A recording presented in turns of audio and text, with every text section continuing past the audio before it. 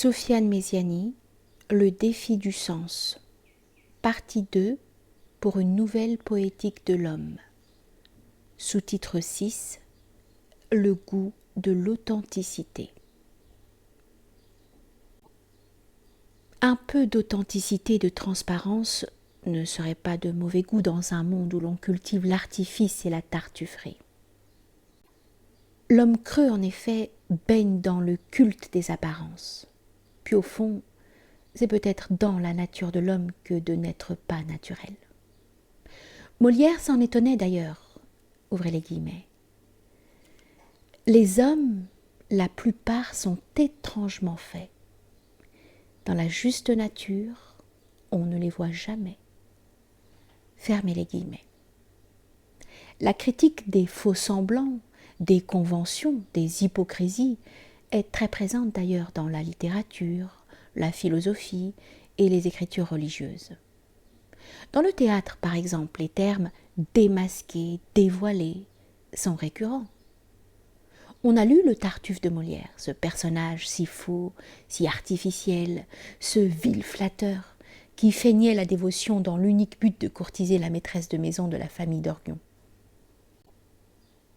Les apparences trompeuses visent en effet à poursuivre des intérêts de tout ordre. Molière y dénonce les faux éclats des dévots tout en invitant le lecteur au discernement, notamment par la bouche de Cléante. Nous citons. Eh quoi ? Vous ne ferez nulle distinction entre l'hypocrisie et la dévotion ? Voulez-vous les traiter d'un semblable langage ? Et rendre même honneur au masque qu'au visage ? Égaler l'artifice à la sincérité ? Confondre avec la vérité ?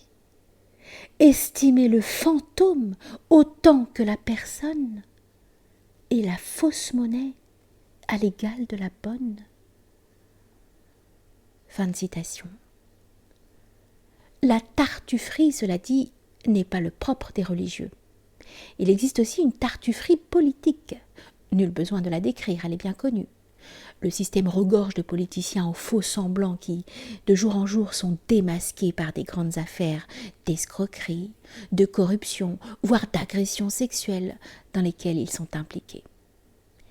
Cette méditation sur l'éclat des apparences est aussi présente dans l'œuvre de Corneille, qui s'est longuement interrogé sur le fait de savoir s'il faut se fier au visage.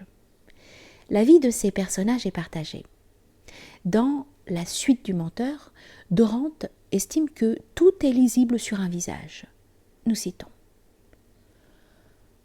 Entre les gens, il suffit de se voir, par un effort secret de quelque sympathie. L'un à l'autre, aussitôt un certain nœud les lie. Chacun d'eux sur son front porte écrit ce qu'il est. Et quand on lui ressemble, on prend son intérêt. Fin de citation. Cliton, le valet, ne partage pas le point de vue du maître. Il croit au contraire que tout est dissimulé. Ainsi prend-il en dérision les paroles du Seigneur. Nous citons. Par exemple, voyez au trait de ce visage, 1000 dames m'ont pris pour homme de courage. Fin de citation. Les personnages cornéliens interrogent sans cesse la conscience du lecteur sur les effets produits par les apparences, notamment la fascination et l'admiration. La tartufferie et les faux éclats tendent en effet à fasciner, à en mettre plein les yeux. Or la fascination est une prodigieuse stratégie de distraction.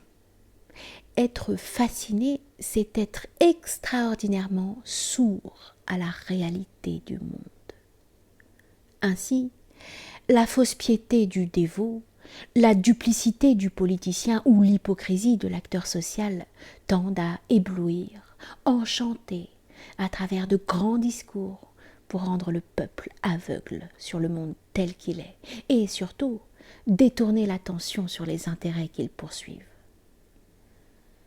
La folie et le désordre d'une société, comme l'a justement constaté Montaigne, naissent donc de ce trop grand écart entre la parole et l'action. Nous citons : « Entre nous, ce sont choses que j'ai toujours vues de singulier accord. Les opinions supercélestes et les mœurs souterraines. Ils veulent se mettre hors d'eux et échapper à l'homme. C'est folie. Au lieu de se transformer en ange, ils se transforment en bête. » Fin de citation. La Bruyère fit le même constat. Les caractères est une œuvre aphoristique magistrale qui remet en cause une société qui n'accorde aucune importance aux valeurs humaines et ne perçoit l'individu que sous le prisme de ses apparences. Aussi, ne manque-t-il pas de critiquer la vanité des uns, l'hypocrisie des autres, les méfaits de la mode, l'amour de l'argent, la tartufferie, etc. Le message de l'islam, quant à lui, regorge de textes et de maximes invitant le croyant à la transparence et au comportement authentique. Nous citons : « C'est une énormité devant Dieu, avertit le Coran, que de dire ce que vous ne faites pas. » Fin de citation. La tradition islamique d'ailleurs repose sur une valeur fondamentale, la bonne intention. Les actes sont appréciés à l'aune des intentions qui les animent, selon un aphorisme célèbre du prophète, alayhi salatu wassalam. Quelle que soit la beauté et la grandeur apparente d'une action, seul le cœur en détermine la valeur. Nous citons : « Dieu ne regarde pas vos apparences, ni votre corps, il regarde vos cœurs. » Fin de citation. De longs passages coraniques viennent par ailleurs mettre en garde contre les fausses apparences et condamner l'hypocrisie.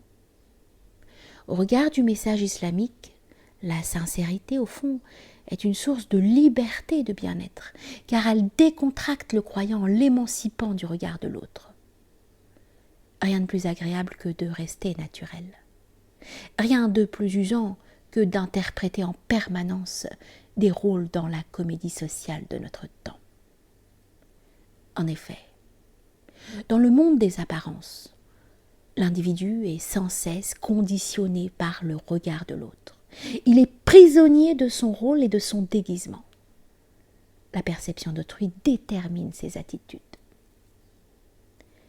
L'inconsistance de l'homme se situe précisément dans cet écart entre l'être et le paraître. L'homme creux est un homme inauthentique. Aussi faut-il cultiver le goût de la sincérité en remettant constamment en cause ses intentions, de telle sorte que, même doté du fameux anneau de Gygès qu'évoque Platon dans La République, qui a le pouvoir de rendre invisible, l'individu continuerait d'agir conformément aux principes qui l'animent. Gygès, réputé pour être un honnête homme, n'a pu résister aux attirances auxquelles l'anneau le soumettait et profita de ses pouvoirs magiques pour s'adonner aux actes les plus vicieux. Dis-moi comment tu serais dans l'invisibilité. Je te dirai qui tu es dans la visibilité. Cette allégorie platonicienne de l'anneau de Gygès distingue la vertu de l'hypocrisie. Comment agirais-tu dans l'imperceptibilité ?